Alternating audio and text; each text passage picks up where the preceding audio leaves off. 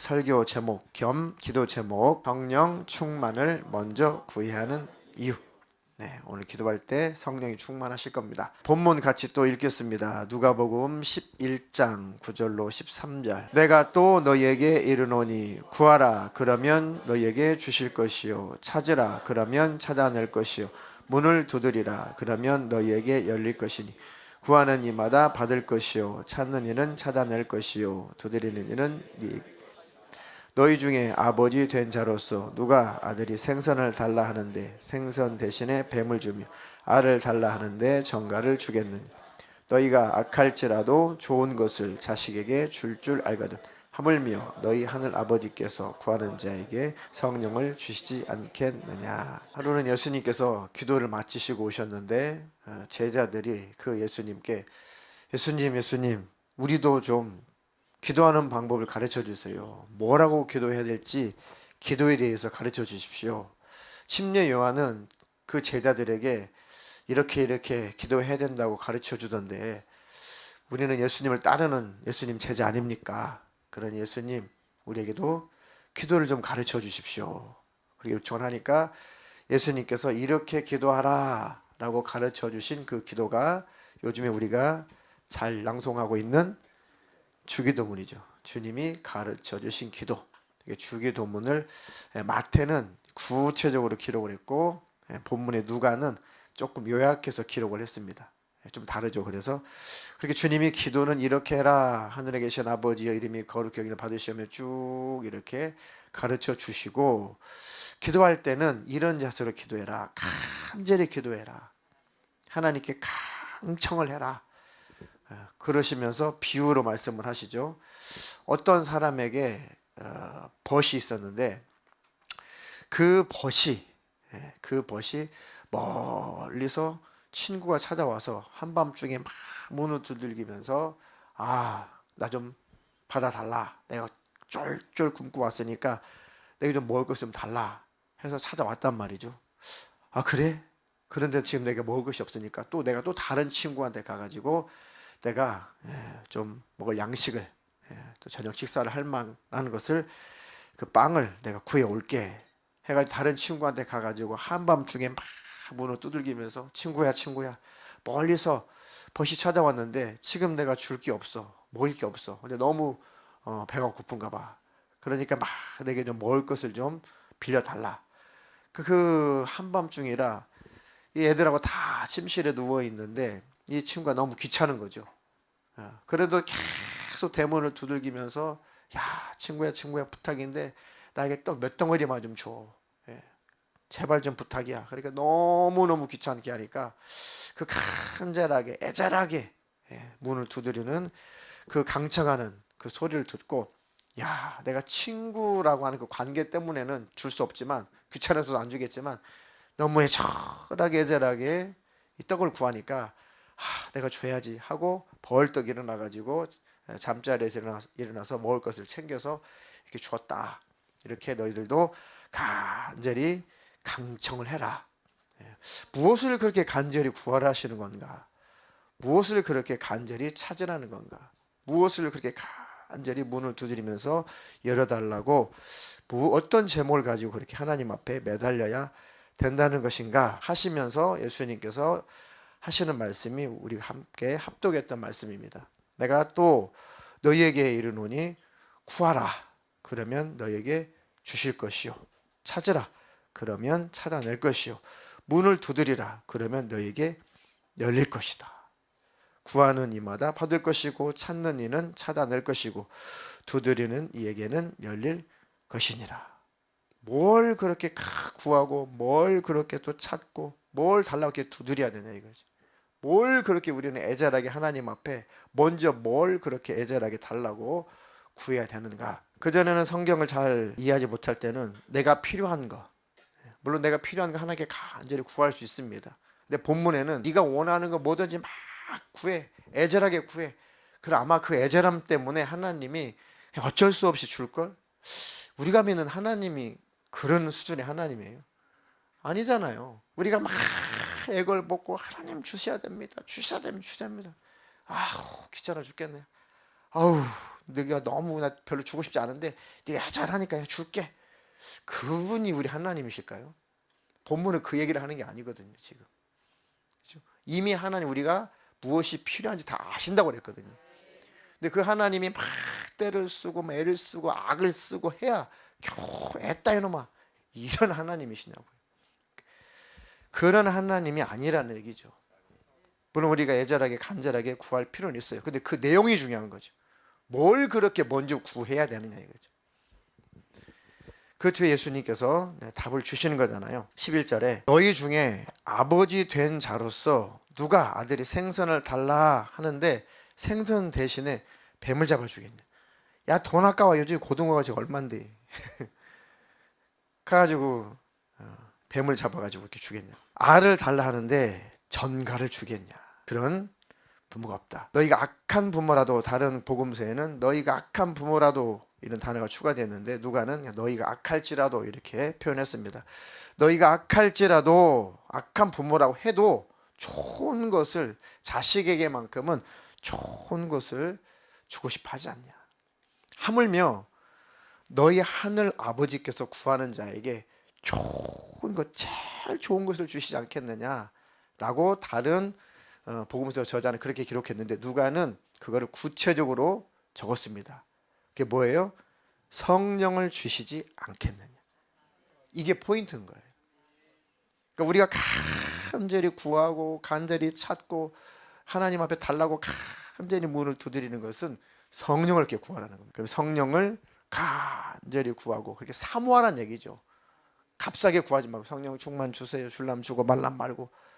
그게 아니라 나는 성령 충만이 아니면 안 되는 존재입니다. 성령님 나와 함께 하시지 않으면 나는 내 육신을 감당 못하는 존재입니다.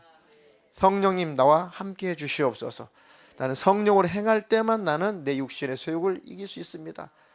그러니 나를 항상 성령으로 이끌어 주시고 인도해 주시고 충만케 해 주시옵소서. 성령으로 충만해지면 평강, 평안, 평화는 다 있는 것. 그 성령의 충만함을 받고 나서야 과거에 내가 충만함이 아니었구나라고 비로소 깨닫는 겁니다. 기도를 해보려고 해야 내 영적인 수준이 드러난다고 그랬죠. 기도를 막 해보려고 하는데 이렇게 내가 기도가 안 된단 말이야. 이렇게 기도할 생각이 없단 말이야. 기도할 제목이 이렇게 없다는 거야. 기도하려고 내가 이렇게 짓눌린다고? 내가 이렇게 1시간도 제대로 기도가 안 된다고? 나는 이런 줄 몰랐네. 그 기도를 해보려고 할 때 비로소 내 영적인 상태가 드러나요. 성령의 충만함을 받고 나면 과거에 내가 어떤 수준이었는지 깨달아집니다.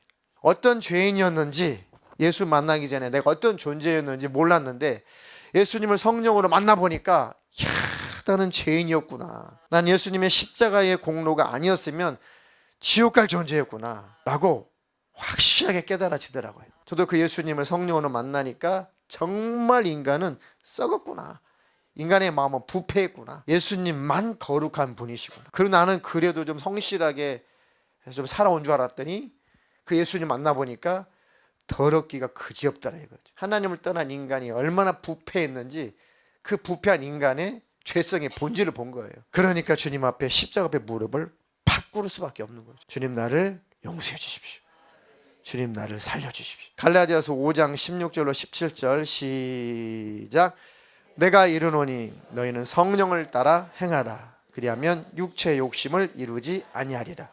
육체의 소욕은 성령을 거스르고 성령은 육체를 거스르나니 이 둘이 서로 대적함으로 너희가 원하는 것을 하지 못하게 하려 함이니라.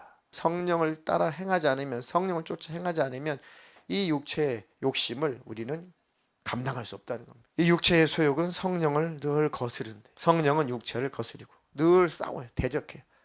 우리는 성령님 앞에 무릎을 꿇고 순종해야 됩니다. 그러니 그 성령으로 나를 충만하게 해주십시오. 성령님 나를 압도해 주십시오. 성령의 충만함이라고 하는 것은 하나님의 그 마음이 내게 충만 임한 상태, 하나님의 생각을 알고 하나님의 뜻을 알아서 거역할 의지가 없이 그 하나님의 마음을 알아서 하나님 말씀에 순종하며 사는 상태가 충만함입니다. 하나님의 마음을 알겠습니다. 하나님의 뜻을 알겠습니다. 하나님의 생각을 알겠습니다. 이제 그 뜻에 따라 순종하며 살겠습니다. 그 순종하는 삶을 사는 것을 충만이라고 합니다. 때는 그 충만함에 성령 충만함이 임할 때 뭐 뒤집어지기도 하고 울기도 하고 뭐 쓰러지기도 하고 뭐 그런 현상들도 있겠지만 그 순간적인 하나 현상에 불과한 거고, 진짜 성령 충만함은 하나님의 뜻에 따라 삶을 살아가는 거예요. 구체적으로는 정말 하나님을 사랑하며 사는 것, 내 가족 내 이웃을 사랑하며 사는 것이 성령 충만이에요. 사랑의 열매가 없는데, 아까 어떤 분이 그랬습니다. 정말 이 사장님은 와 너무 모범적이시래.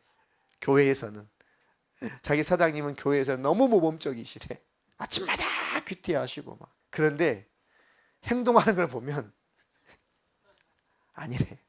종교인이죠. 그러니까 그걸 충만함이라 하지 않아요. 그건 종교인인 겁니다. 진짜 충만함은 우리 안에서 성령으로 말미암아 사랑의 열매가 나타나는 것, 나타나는 분량만큼이 충만의 분량인 거예요. 사랑이 나타나는 만큼, 열매가 나타나는 만큼이 성령 충만의 분량이구나. 그 열매 없으면 아무리 열심을 내도 그냥 열심인 거지 충만함은 아닌 겁니다. 그러니까 우리는 진짜 충만함을 위해서 기도해야 돼요. 그 은혜와 능력을 누리시기를 축복합니다. 자, 마지막으로 요한복음 16장 13절도 같이 읽겠습니다. 시작. 그러나 진리의 성령이 오시면 그가 너희를 모든 진리 가운데로 인도하시리니 그가 스스로 말하지 않고 오직 들은 것을 말하며 장래 일을 너희에게 알리시리라. 진리의 성령이 오시면 너희를 모든 진리 가운데로 인도하시리라. 성령이 충만하면 장래 일도 다 알게 하신대. 내 앞날까지도 다 이끌어 가신대. 진리를 깨닫게 하신대요. 삶의 의미도 깨닫게 하신대. 어떤 것이 진실인지 깨닫게 하신대. 왜 살아야 되는지, 나는 어디서 왔는지, 무엇에 살아야 되는지, 나는 어디로 가는지, 모든 인생의 근본적인 대답을 성령님이 다 진리의 성령이 해주신대. 그 성령의 충만함을 받으면 생각과 마음이 확 바뀝니다. 확 바뀌어요. 충만한 만큼 바뀝니다.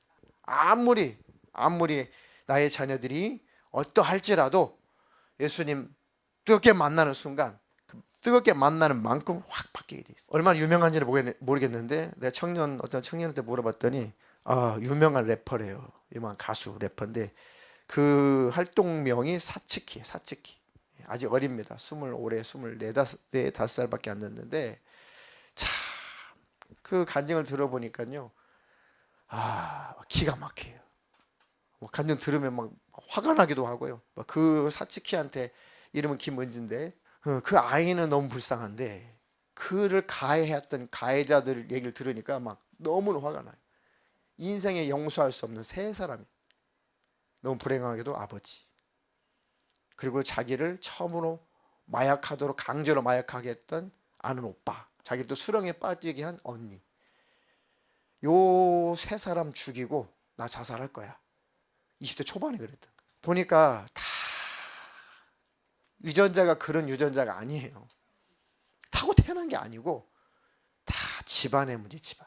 그렇게 어릴 때부터 그렇게 아버지가 술만 먹으면 그렇게 엄마하고 치고받고 싸우고 그렇게 공포에 떨게 만들고 제일 죽여버리고 싶었던 부류가 대상이 아버지였대. 너무 그리고 계속 또 폭언, 그리고 테니스 좋아해서 테니스 중학생 때 선수였는데 이 코치가 화풀이 할 데가 없으면 얘한테 화풀이를 한 거예요. 모텔로 데려가서 막 폭행을 하고. 그래도 얘가 막 견디고 살았어요. 이렇게 저렇게 학교 폭력에 시달려가지고 옥상에 끌려가지고 죄지게 맞기도 하고 막 너무 감당할 수 없는 일들이 너무 많았어요. 자퇴를 하게 되고 학교도 또 진학도 못하게 되고 그렇게 저렇게 하다가 사춘기가 되면서 이제 멘탈이 붕괴가 된 겁니다. 착한 애인데 악에 바친 거죠. 악만 나온 거죠. 영적으로는 귀신이 확 지배를 하는 거죠. 그전에는, 사춘기 이전에는 눌려 살아요. 아이들이 독립심이 없어서. 사춘기가 돼서 독립심이 생기면 직접 귀신에게 직접 지배를 받기 시작합니다. 자기 정신이 직접 악한 영이 지배를 받기 시작해요. 설상가상으로 그때 제가 랩을 했는데, 노래를 좋아해가지고 래퍼가 됐는데 좀 잘 나갈 쯤에 그런 애들만 유혹하는 이 마약쟁이들이 있어요. 마약쟁이. 불법이죠. 그 불법의 그 마약을 하게 만들어가지고 계속 마약을 살 수밖에 없도록. 그래도 좀 치사율이 좀 낮은 마약이면 좀 이해를 하겠는데 치사율이 굉장히 높은. 그러니까 마약 병원에 가서 어디 아프다고 마약 패치를 사다가 그거를 은박지에 붙여서 태워가지고 그 연기를 흡입하게 하는 거 얼마나 독하겠어요.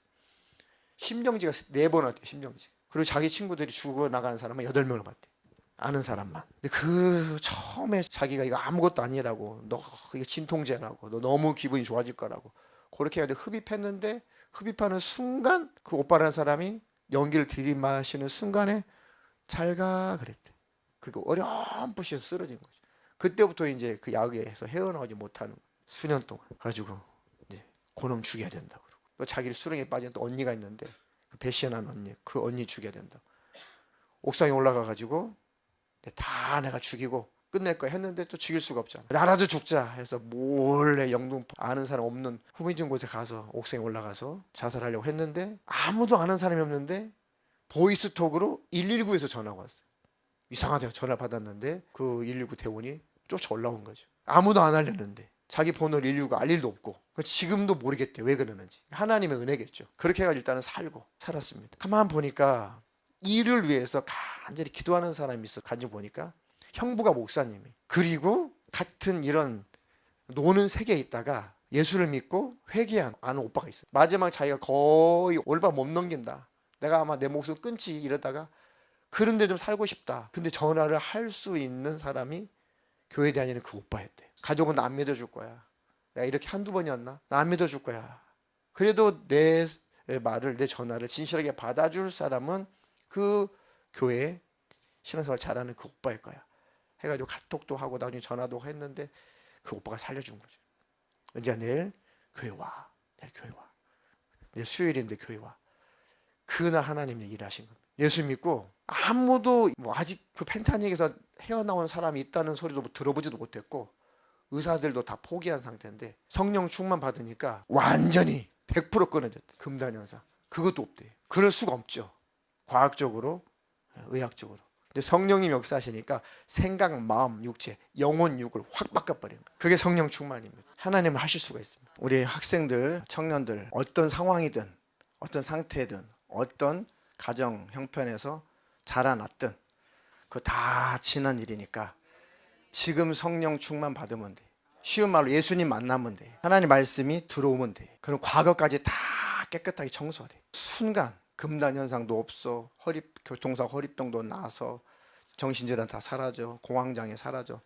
성령님이 역사하시면 순간도 사라져. 근데 의학적으로 과학적으로는 전혀 불가능하죠. 근데 하나님은 하시는. 그리고 이 아이가 그런 DNA를 가지고 태어났기 때문에 저렇게 됐겠냐고요.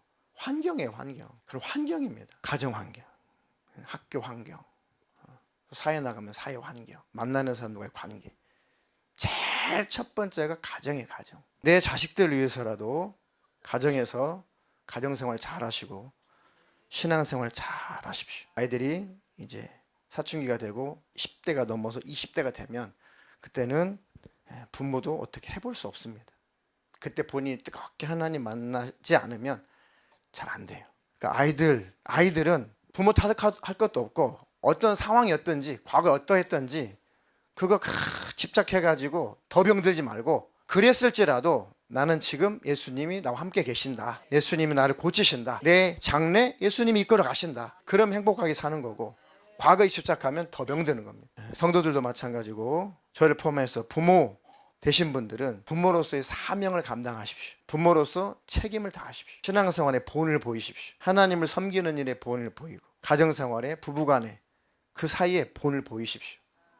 그래야 우리 자녀들이 행복하게 예수 잘 믿고 살 수가 있습니다.